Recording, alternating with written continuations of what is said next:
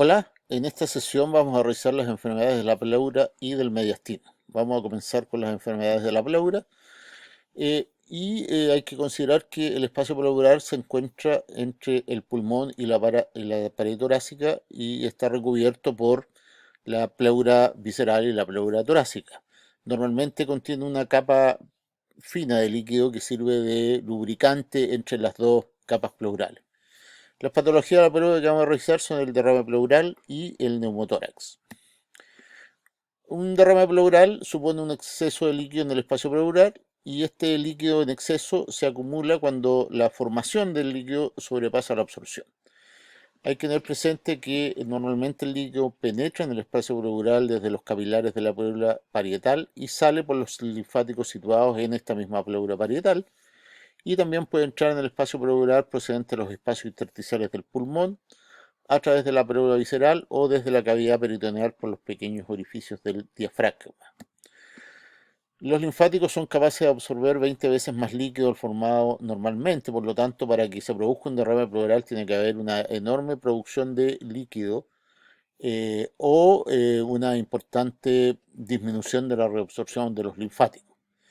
Esta producción de líquido en exceso puede ser desde la prueba parietal, los espacios intersticiales del pulmón o la cavidad peritoneal. El diagnóstico se hace en el examen físico y los tres signos más importantes son la matidez de la percusión, la ausencia de frémito y la disminución o ausencia de ruidos pulmonares. Si uno encuentra ingurgitación yugular y galope, un galope producido por un tercer tono, y o edema periférico, eso sugiere insuficiencia cardíaca congestiva como causa. Si hay tromboflebitis, eso sugiere que la causa sería una embolía pulmonar. Y si hay presencia de linfadenopatía o hepatoesplenomegalia, puede sugerir una neoplasia, y la ascitis puede sugerir una causa hepática. El examen físico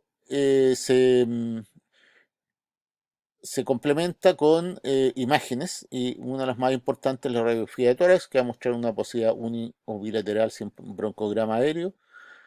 También suele ser útil la ecografía torácica, que nos va a demostrar líquido en el espacio pleural, y muchas veces es importante hacer una tomografía axial computada que permite visualizar el parénquima pulmonar subyacente para determinar si debajo de eso hay una neumonía o un cáncer, por ejemplo.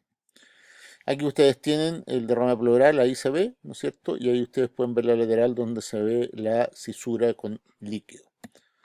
Y aquí también ustedes pueden ver un derrame pleural izquierdo, que aquí uno lo puede observar.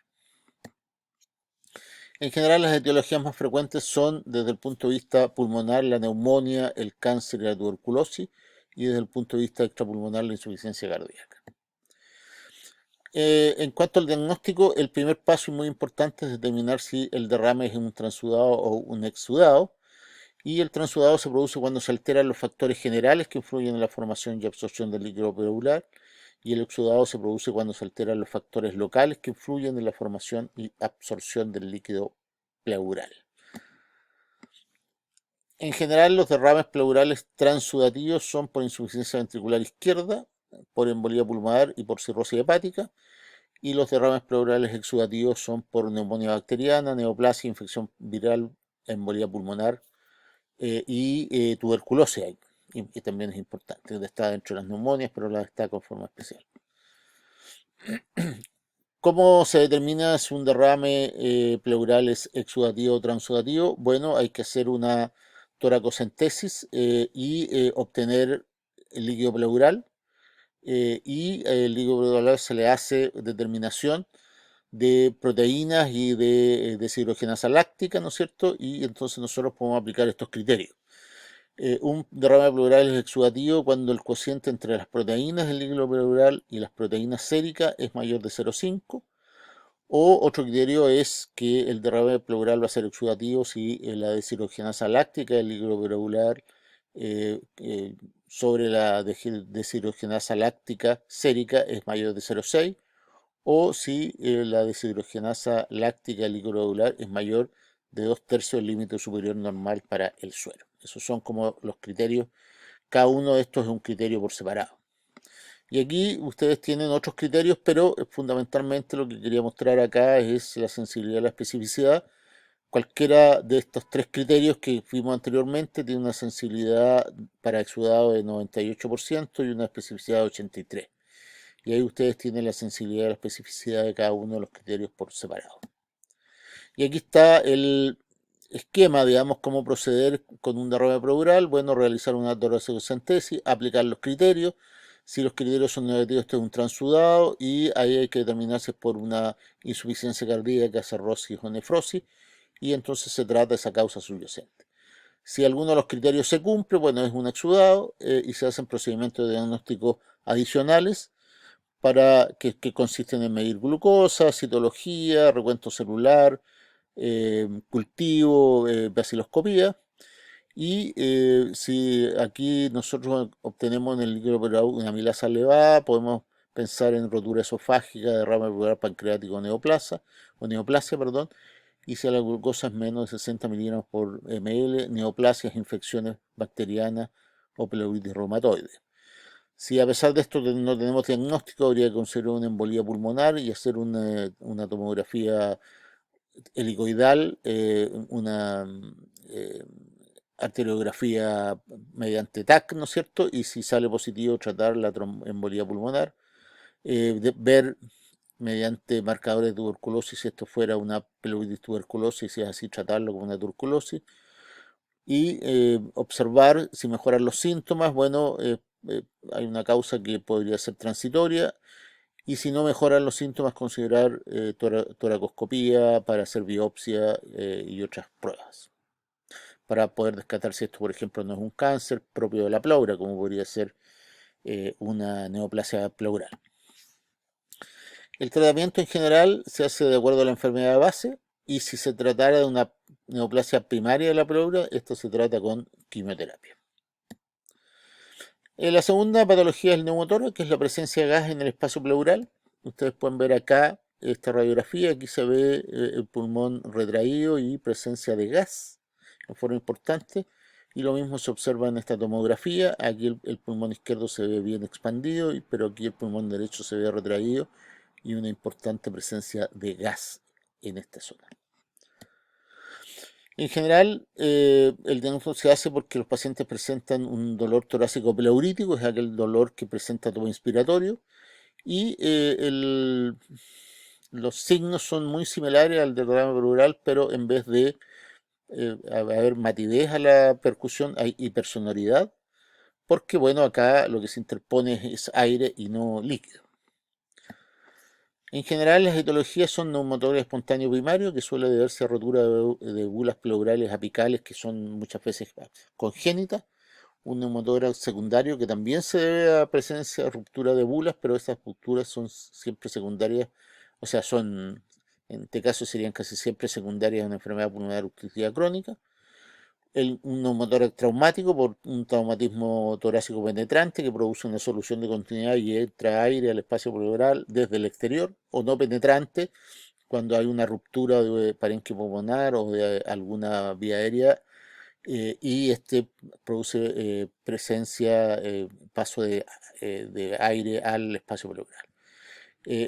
Cuando este neumotórax es no penetrante, se puede producir esta situación que es muy grave, que es el neumotórax de tensión, en que se produce una estructura valvular, en que el aire sale pero no vuelve al pulmón, y entonces se va acumulando aire en el espacio pleural, y esto entonces produce retracción del pulmón, y si esto sigue acumulándose gas en el espacio pleural, se empieza a producir una desviación del mediastino al lado contralateral, y si esto extremo puede angular los grandes vasos y producir, por lo tanto, paro cardiorrespiratorio. Por lo tanto, cuando se produce esa situación hay que tratar inmediatamente con toracocentesis para sacar el aire a tensión y evitar esta desviación del mediastino. El tratamiento, bueno, se hace con toracocentesis con sonda en trampa de agua. Se coloca una sonda en el espacio pleural y se lleva a una trampa de agua para que el aire entonces salga y quede atrapado ahí y no vuelva al pulmón. Y si con esto, y después de un tiempo, bueno, se retira la sonda y se ve si el neumotórax se reproduce o no. Si no se reproduce, quiere decir que está tratado, pero si se reprodujera, Bueno, una alternativa es ir a hacer una toracoscopía y a tratar las bulas. Generalmente se tratan colocándole grapas en estas bulas y entonces se cierra el lugar por donde escapa el aire.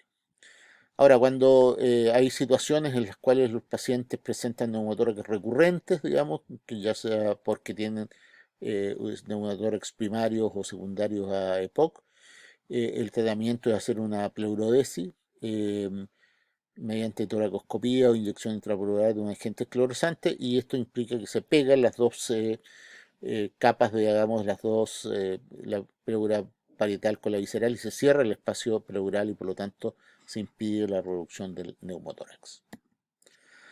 Lo siguiente que va a ver son las enfermedades del mediastino. El mediastino es la región que se encuentra entre las cavidades pleurales y está dividido en tres compartimientos: el mediastino anterior, el mediastino medio y el mediastino posterior. Esto es muy importante porque esto va a determinar las estructuras, digamos, que se van a ver alteradas, digamos, cuando hay alguna patología del mediastino. Y por lo tanto es importante tener presente qué estructuras están presentes en cada uno de estos compartimentos. En general, cuando se detecta una tumoración mediastínica, es importante saber si esta está en el mediastino anterior, medio o posterior, porque eso nos permite aproximarnos a la etiología de esa tumoración. Si la tumoración estuviera en el mediastino anterior, puede verse atimomas, linfomas, teratomas o tumoraciones tiroideas. Si estuviera en el mediastino medio, esto se debe a tumoraciones vasculares, a adenopatías por neoplasia o enfermedades granulomatosas, quistes pleuropericardios y broncógenos. Y si estuviera en el mediastino posterior, bueno, esto va a deberse a tumores neurógenos, perdón, meningoceles, meningomeningocieles, quistes gastroentéricos o divertículos esofágicos. Y bueno, hay, las otras causas son las mediastinitis, ¿no es cierto? Y ahí tenemos las mediastinitis agudas, que son por perforación del esófago, espontánea y iatrogénica. Las mediastinitis crónicas, que son por inflamación granulomatosa de los nódulos linfáticos del mediastino, y que pueden producir una mediastinitis o pueden producir una mediastinitis fibrosante, y el neumomediastino, que se produce por rotura alveolar con disección de aire en el mediastino, perforación o rotura del esófago. Si hay una perforación del esófago, se puede producir un neuromediastino. Y también se produce el neumomediastino cuando hay perforación de tráqueas o bronquios principales. Y generalmente esto se detecta porque el aire sube, diseca hasta el cuello y se produce ahí una presencia de aire en el tejido graso subcutáneo y a la palpación se produce como un frémito ahí, como también esto el aire puede disecar hacia el abdomen, eh, y también entonces ahí vamos a tener esta presencia de aire en el tejido subcutáneo. Y entonces esto se produce esta crepitación, digamos, y puede servir.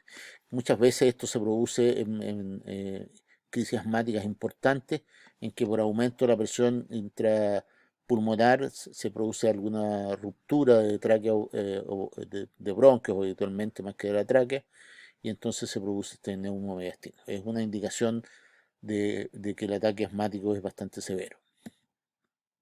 Y bueno, el tratamiento ya sea que sea por un tumor mediastínico o por alguna de las patologías que vimos como mediastinitis o neuromediastino, es de acuerdo a la etiología. Cuando es un tumor, va a ser el tratamiento del tumor, ya sea por cirugía o quimioterapia o radioterapia, y si es una mediastinitis, entonces el tratamiento se hace de acuerdo con antibióticos y muchas veces es necesario hacer una cirugía, eh, ir a vaciar, digamos, el mediastino cuando se produce ahí un absceso mediastínico, ¿no es cierto?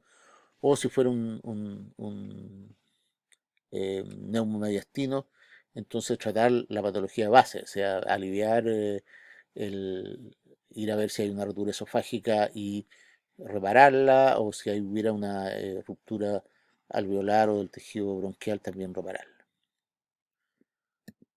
Y bueno, eso es lo que queríamos comentarles en esta diapositiva de patología pleural y mediastina.